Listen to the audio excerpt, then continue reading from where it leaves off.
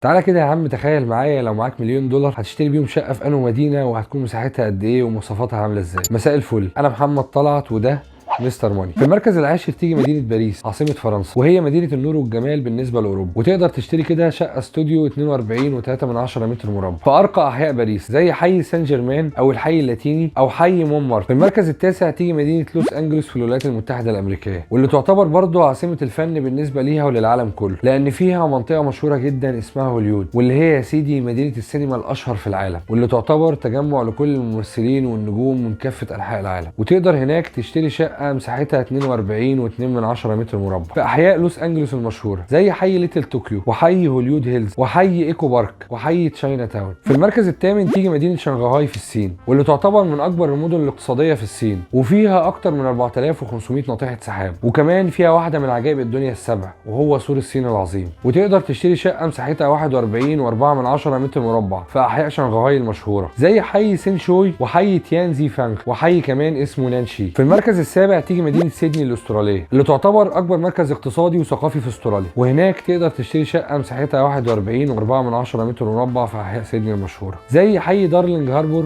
وحي كينج ستريت وحي تشاينا تاون. في المركز السادس تيجي مدينه جنيف، واللي تعتبر تاني اكبر مدن سويسرا من حيث المساحه، ومشهوره جدا بانها مقر للمنظمات الدوليه زي منظمه الامم المتحده ومنظمه التجاره العالميه ومنظمه الصحه العالميه وكمان منظمه الصليب الاحمر. وهناك تقدر تشتري شقه مساحتها 37.1 متر مربع، والكلام ده هيكون ب1,000,000 $. خليك فاكر وابسط يا عم. في المركز الخامس تيجي دولة سنغافورة، واللي بتقع في جنوب شرق اسيا، وتعتبر رابع اكبر مركز مالي في العالم، واللي اخذت المركز الاول اسيويا وال11 عالميا في مؤشر جودة الحياة على حسب مجلة الايكونومست. وهناك تقدر تشتري شقة مساحتها 35.4 متر مربع في احياء رائعة زي الحي الصيني وحي ليتل انديا وكمان حي عرب ستريت. في المركز الرابع تيجي مدينة نيويورك، وموجود فيها تمثال الحرية الغني عن التعريف، واللي كانت اهدته فرنسا للولايات المتحدة الامريكيه، وكمان موجود فيها حديقه السنترال بارك وقنطره بروكلين اللي تعتبر من اقدم القناطر المعلقه في العالم. وهناك تقدر تشتري شقه مساحتها 33.3 متر مربع تقريبا في احياء زي التايم سكوير ولور مانهاتن وحي اسمه ويست فيليج. في المركز الثالث تيجي لندن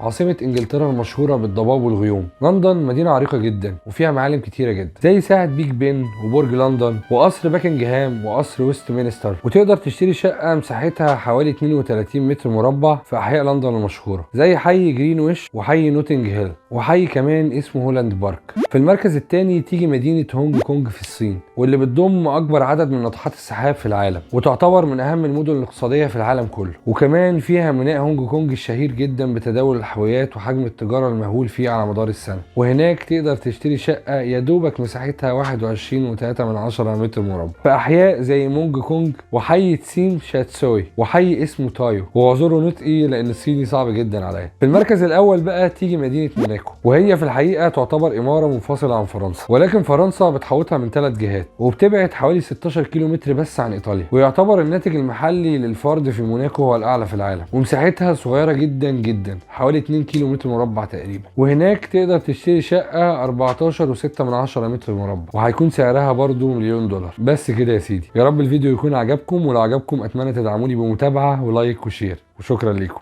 سلام.